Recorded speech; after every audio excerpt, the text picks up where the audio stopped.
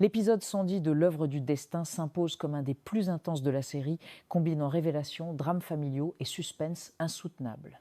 L'action démarre dans le salon luxueux des Luteras, où l'opulence contraste avec la violence des échanges.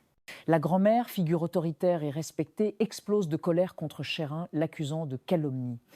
Sa menace de gifler son interlocutrice témoigne de la gravité de la situation et installe d'emblée une tension dramatique. Cette scène illustre parfaitement le poids de la parole dans cette famille. Un mot de trop peut déclencher un conflit générationnel.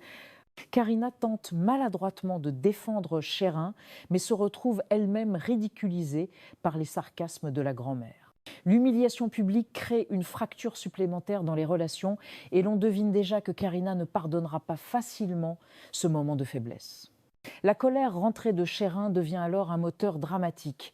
Intérieurement, elle jure que cette vieille femme paiera tôt ou tard une promesse lourde de menaces pour les épisodes à venir. Parallèlement, la série bascule vers une intrigue plus sombre dans la maison de Chérin.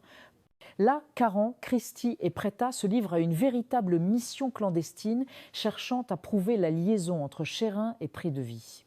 La découverte d'une photo compromettante alimente les soupçons mais divise le groupe. Là encore, le scénario joue sur le doute et la subjectivité des preuves.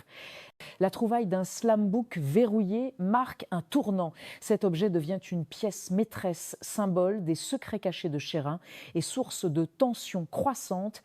L'arrivée inattendue de Prix de Vie chez Chérin intensifie encore le suspense. Sa présence déclenche un quiproquo dramatique. Pris pour un voleur par la mère de Chérin, il est contraint de fuir précipitamment.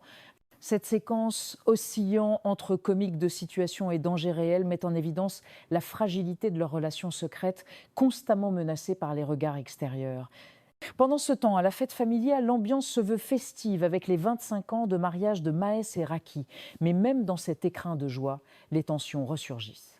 Tante Savita critique ouvertement Chérin, créant un malaise que Raki tente d'apaiser. Les sous-entendus amoureux autour de Samir ajoutent une touche romantique, contrastant avec les intrigues sombres de la maison.